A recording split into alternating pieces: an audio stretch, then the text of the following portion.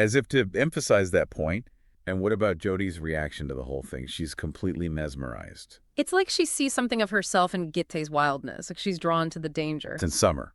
She's still a mystery, but you can tell she's affected by it too. It's that quiet intensity she has. It's like she understands what Gil is going through on a deeper level than anyone else, maybe even deeper than he understands himself. So we've got these really complex characters, this eerie setting, and all this simmering tension. Nazareth certainly knows how to keep his readers hooked. He really does. He's a master at building suspense and leaving you wanting more. You know what really gets me about this chapter? It's those little details, you know? Oh, totally. Like that part where Ginny lights a cigarette and Nazareth writes, "The ember glowed red in the darkness, a tiny point of defiance against the overwhelming night." Yeah. It just paints such a vivid picture in your mind, and it tells you so much about Getty's state of mind at that moment. He's clinging to something familiar. Right. Like that cigarette is his way of holding on to control when everything else feels like it's spinning out of control. And the way he describes the Baxter sisters, Jodie's laugh is like wind chimes in a hurricane. Beautiful, but with a hint of danger. And Summer, with her eyes that seem to absorb light rather than reflect it, it's both alluring and slightly unnerving. Okay, seriously. Every time I think I have Summer figured out, Nazareth throws in another curveball.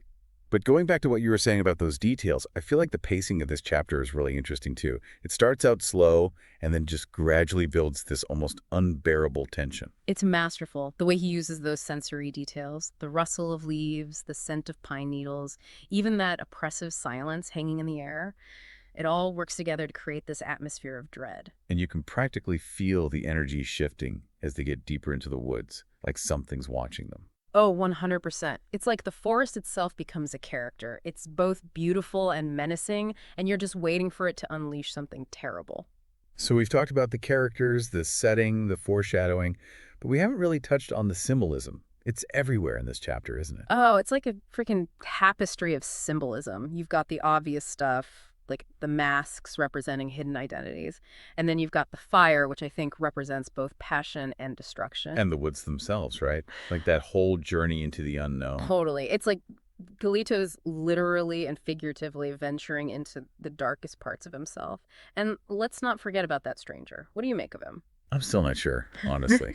He's such a creepy figure, but there's something almost familiar about him, you know? Yeah, like Gide recognizes something in him, even if he doesn't want to admit it to himself. It's like he's a manifestation of all of Gide's worst fears. Right.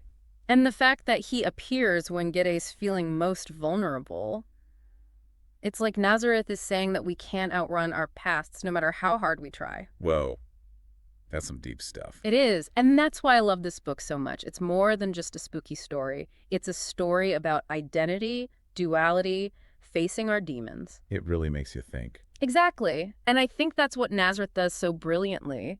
He gives you just enough to pique your curiosity, but he leaves you wanting more. It's like that delicious feeling of unease you get when you know something's not quite right, but you can't look away. Exactly. And on that note, I think we're going to have to leave our listeners hanging.